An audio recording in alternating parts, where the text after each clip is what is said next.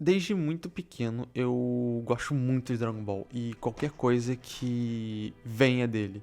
Foi um dos primeiros animes que eu vi logo atrás de CDZ, que eu normalmente assistia quando eu me encontrava com meu irmão. E o primeiro mangá que eu comprei na minha vida foi um de Dragon Ball, que inclusive tá aqui comigo.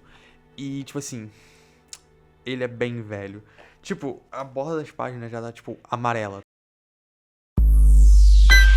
tá ligado? Então, eu amo Dragon Ball e desde pequeno eu joguei muito dos jogos dele, que sempre me atraiu, sabe? Eu passei muito tempo da minha vida em Lan House jogando o Raging Blast 2, que eu não tinha em casa e eu nunca achei um pra original, tá ligado? Porque o meu videogame não era desbloqueado, então eu precisava ser um original. Eu lembro que acho que o primeiro jogo que eu tive de Dragon Ball na minha infância foi o Battle of Z, que, nossa senhora, eu joguei muito esse jogo. Não foi o jogo de Dragon Ball que eu mais joguei, mas com certeza foi um dos mais. Lembro que uma vez, como eu era criança, e bom, criança normalmente não joga jogo muito bem, eu fiquei muito tempo preso numa fase, e quando eu passei dessa fase, eu saí gritando pela casa de felicidade. Nossa, mas eu tava muito eufórico, tava muito feliz. E, nossa senhora, como eu fiquei do tempo naquela fase parando pra pensar. Nossa, eu já chorei muito por causa do Battle of Z. Em 2015, lançou o Xenoverse 1, que, nossa senhora, esse sim foi o jogo de Dragon Ball que eu mais joguei na minha vida. Eu amava esse jogo. Eu fiz, acho que eu não platinei, porque na época eu não corri atrás de conquista, mas eu fiz tudo que eu conseguia fazer, tipo, completei toda a história principal, todas as missões paralelas, tinha todos os personagens e pra mim tava bom. Pra mim aquilo dali já era bom o suficiente. Nunca joguei muito bem online daquele jogo. Nunca fui muito jogar online dos jogos Dragon Ball. Bem que isso viria a mudar um tempinho mais pra frente. E, cara, eu fiquei muito triste porque teve um momento da minha vida que eu perdi o save que eu tinha de Dragon Ball Xenoverse. E eu nunca consegui, por falta de saco, admito, recuperar aquele save, né? Tipo, fazer tudo de novo. Mas eu ainda continuei jogando. Os jogos de luta de Dragon Ball, desde que eu me entendo por gente, sempre foram meio semelhantes entre si. Eles sempre eram naquele molde de jogo de luta arena, que, se você não conhece o termo, seria jogos no estilo de Naruto Storm, tá ligado? Que são bem comuns. Quando você fala de jogo de anime, normalmente vai ser um jogo de luta arena. Então, desde pequeno eu percebo que Dragon Ball sempre foi muito semelhante no que tem esses jogos. A dificuldade ela não era tão elevada, por mais que, bom, eu tenha sofrido para passar de muitas fases nos jogos que eu joguei. Era mais porque eu era uma criança mesmo. A gameplay não mudava tanto entre si. Tipo assim, se você comparar o Battle of Z com o Xenoverse, realmente não tem nem comparação. Mas se você vê os jogos de Dragon Ball, você vai ver que realmente eles seguem o mesmo molde. E por mais que cada um tenha uma certa exclusividade entre si, eles sempre pegaram muitas coisas que os outros já tinham. Coisas bem semelhantes, que deixavam eles bem semelhantes, na verdade. Mas em 2018 lançou um jogo de Dragon Ball diferente de todos que eu realmente já tinha jogado. Ele era visualmente mais bonito, tinha uma gameplay bem mais frenética e caótica que os outros, e era um jogo de luta 2D. E nossa senhora, esse jogo ia mudar muito a minha vida. Eu conheci meu melhor amigo por causa desse jogo. Não foi muito bem por causa do jogo em si, o jogo mais aproximou a gente.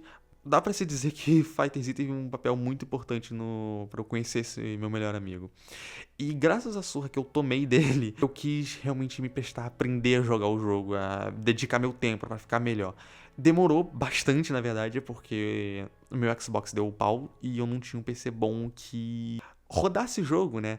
Mas deu tudo certo no fim e esse foi o primeiro jogo de luta que eu realmente peguei pra aprender, tipo, as mecânicas, os combos e foi com certeza a minha porta de entrada pra todos os jogos de luta que eu jogo hoje em dia. Olhando o retrocesso, Fighter Z foi uma ótima porta para os jogos de luta, porque ele já era sobre um anime que eu amava e um mangá que eu acompanhava. E diferente dos outros jogos de luta que eu já tinha tentado jogar, como acho que foi Street Fighter V e Mortal Kombat, ele era um jogo de luta bem simples até, o que não deixa ele fácil. Mas o fato dele ser mais simples do que a maioria dos jogos de luta realmente me atraiu e fez com que eu quisesse melhorar nele. Eu não sou o maior jogador de Fighter Z do mundo, mas pelo menos eu realmente me prestei a aprender a jogar. E eu não me arrependi. Eu joguei tanto com esse meu amigo e com outros amigos também, e eu tenho memórias muito boas desse jogo. Então, eu acho que é meio que perceptível que eu tenho um carinho bem grande por ele. Mas nem tudo são flores. O Fighter Z tinha alguns problemas. Na época que o jogo lançou, eu lembro que ele tinha muitos problemas de rede, e isso, se não me engano, vinha desde o beta, o que atrapalhava muito a gameplay. Meio que óbvio, né? Mesmo depois que o jogo lançou, ele ainda tinha esses problemas de conexão, partida com lag e problemas pra se conectar até mesmo no lobby, tá ligado? E isso simplesmente era um saco, acabava com a imersão do jogo. Até hoje, de vez em quando eu vou jogar com algum amigo meu, eu tenho problema pra me conectar no server do jogo, pô. E ainda sobre o online do jogo, acho que um dos problemas mais chatos que eu tive com o Fighter Z, e eu tenho muita certeza que eu não fui o único, é quando, tipo, você encontrava uma partida no modo online, tava tudo muito bem, a conexão tava boa, não tinha lag, era só jogar. E perto do fim da luta, o cara que eu tava jogando contra só quitava. Isso me deixava muito puto. Ainda me deixa muito puto, na verdade. Não deixa ninguém feliz. Ninguém gosta disso. Ninguém. Se você faz isso, porque a porra da Bandai, ela nunca puniu realmente quem dava rage kit. Bom, quer dizer, eles até adicionaram um sistema de punição pra quem que tava no meio que 2 anos depois que o jogo lançou. 2 fodendo anos. Mas mesmo assim ainda tinha gente que tava. E esse sistema ainda é um tanto quanto questionável. O sistema em si não era, tipo, tão rigoroso com o filho da puta que tava da partida. Porque eu acho que não perdia nem ponto de rank, se eu não tô enganado. O que realmente desanimava muito quem tentava jogar pra subir de elo. Fighter Z também sofreu com um outro problema que já virou até discussão entre meus amigos, tá ligado? Em debate, que é o fato do jogo ter morrido cedo. E ele teve, em certo momento, não vou me lembrar quando agora, ele teve uma grande queda por parte dos jogadores, tá ligado? O motivo era que o jogo só tinha estagnado. Mas eu acredito que, conhecendo a Bandai, isso já era meio que esperado? Eu não sei muito bem como dizer isso, mas a Bandai provavelmente já tinha essa ideia de abandonar o Fighter Z para que um próximo jogo surgisse, até porque Dragon Ball é uma marca que dá muito dinheiro. Então, como o Fighter Z nunca foi como um Xenoverse da vida, que você pode ir adicionando os conteúdos sem fim, porque tudo é basicamente o mesmo molde. Fighter Z nunca foi assim. É um jogo, na verdade, em que cada personagem ele é meio que único, sabe? Tipo assim, é um jogo de luta mais simplificado, tem aquele combo padrão que normalmente, tipo, se você joga o jogo, você sabe qual é, mas ainda assim, cada personagem era meio que especial, sabe? Dá pra você ver que foi posto um carinho ali. Obviamente, eu não tô dizendo que jogos de luta arena não tem um carinho posto ali. Alguns parecem que não tem, mas não é isso que eu tô dizendo. Não tô dizendo que Xenoverse ou qualquer outro jogo de luta de arena não é bom e é ruim obrigatoriamente, não. Só dizendo que Fighter Z sempre teve uma parada que distinguia ele desses jogos de luta mais normais de Dragon Ball, que a galera já tava acostumada. Tudo já era meio individual. Cada boneco, como eu disse, tinha a sua cara, sabe? Outra coisa que muita gente não gosta e que gerou, não diria polêmica, mas um descontentamento, eram as DLCs desse jogo. Esse é um tópico meio divisível, divide uma grande parte da comunidade, porque tem gente que não gosta da ideia de você ter que pagar obrigatoriamente pra jogar com personagens icônicos da série. Eu lembro que em algum momento do jogo, eu de novo não vou saber especificar quando, eu vou tentar pôr aí no vídeo, foi liberado um rodízio de personagem de DLC por semana. Então, você poderia pelo menos testar antes de você comprar a porra dos bonecos. O que é meio estranho você não ter essa opção por padrão no jogo.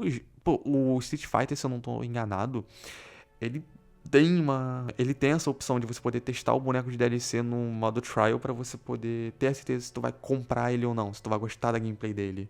Eu entendo o motivo de muita gente não gostar desse sistema. Eu acho super válido a galera que não curte essas DLCs de Fighter Z. Porque, vamos lá, a preço cheio e falando sobre a versão mais barata do jogo, ele sai a R$233, tá ligado? Mais ou menos aí, na verdade, uns 232,50 centavos. Mas vamos arredondar pra cima. Cada DLC é mais ou menos, fora de promoção, R$20. Então, tá, vamos lá. Se você compra o jogo hoje e queira ter o Gogeta Super Saiyajin 4 pra jogar também, você vai ter que pagar R$ 253. Isso se você só quisesse o Godita. Em promoção, e aqui eu vou ter que dizer que as promoções das DLCs de Fighter Z são realmente muito boas, elas caem pra R$ 10, se eu não tô enganado. Eu gosto, tipo, o quão barato elas ficam, mas eu entendo que, bom, é meio que paia, né? E cara, como eu disse, eu entendo super quem não curte esse sistema de DLC, é realmente um saco, mas é inegável o fato de que isso se tornou com o tempo muito comum, principalmente em jogo de luta, você ter as DLCzinhas pra jogar com os personagens. Eu acho que o meu real problema com as DLCs de Fighter Z realmente são que alguns personagens que são de DLCs não tinham que ser DLCs. E eu falo isso do fundo do meu coração, desculpa a todos os fãs do Nappa presentes, mas este filho da puta não tinha que estar no jogo base.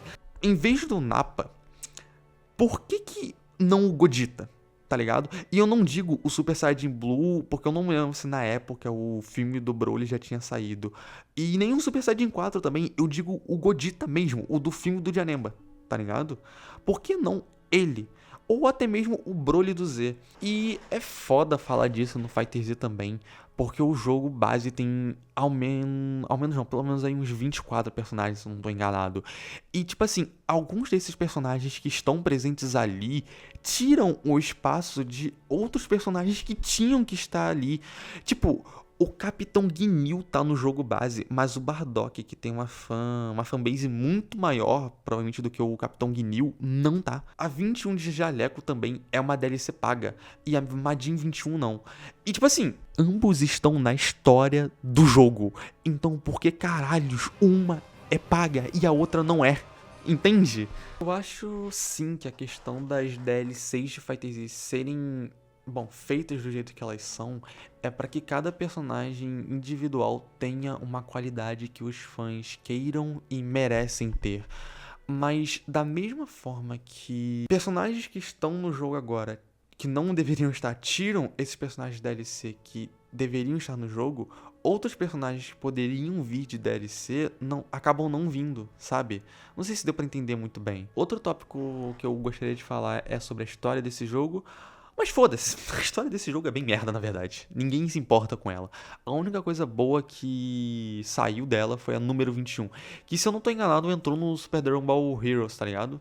Mas bom, foda-se esse modo, ele é bem repetitivo e sei lá, se você ver, eu devo ter umas 300 horas nesse jogo e eu simplesmente nunca toquei no modo história. Ele realmente é bem foda-se. E bom, Fighter Z já tava praticamente enterrado no chão quando, eu acho que foi dia 12 de outubro, a Bandai solta um vídeo anunciando uma nova atualização de balanceamento de personagem. Eles falaram que todos os bonecos iam ser, ou pelo menos a maioria, iam ser modificados, né? Iam ter aquele balanceamento que eles dão em jogo de luta. Também anunciaram um campeonato que ia ter com alguns dos maiores jogadores de Fighter Z do mundo. E do mais absoluto nada, irmão. Do mais absoluto nada, eles anunciaram porra de um novo personagem, que seria o Super Saiyajin 5 não, o Super Saiyajin 4 do Dragon Ball Daima, que viria lá pra primavera de 2026, por aí. Muita informação do mais absoluto nada. E, bom, a TT saiu e algumas coisas mudaram no jogo. Uma delas é um número assustador de personagens que estão quebrados.